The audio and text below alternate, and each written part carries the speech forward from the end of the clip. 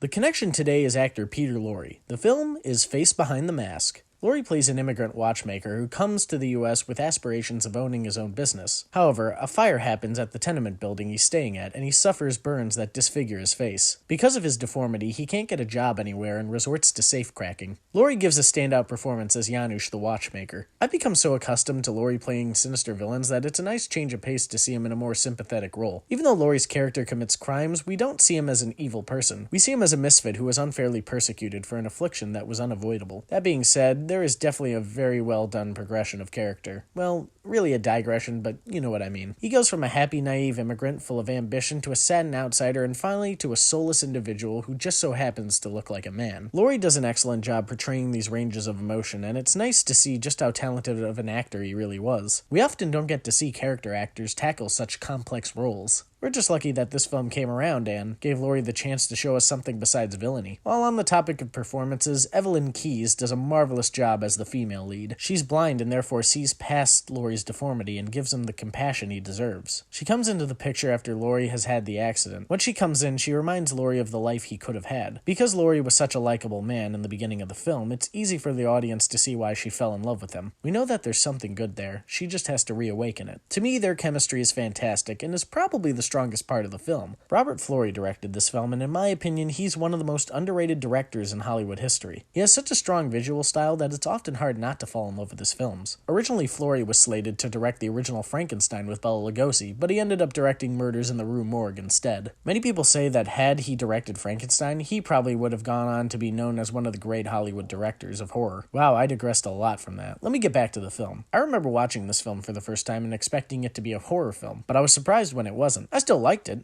just caught me off guard. This film taught me a lot about the power of blending genres. It looks like a horror film, has the story of a gritty crime picture, and has performances that remind me more of a melodrama. It's just a shame Florey was often limited to B pictures and never got the respect he deserved. Then again, these B pictures allowed him the freedom to experiment, and probably helped him explore his style more than any A picture would have. I'd say go watch it, but it's really hard to find. Columbia Pictures never released it on home video, and I've only caught it twice on TV. Once in 2011 and once in 2018, so if you somehow view this film, I'd highly recommend doing so because it may not be one of the greatest crime films of all time, but it definitely deserves a lot more attention than it currently does.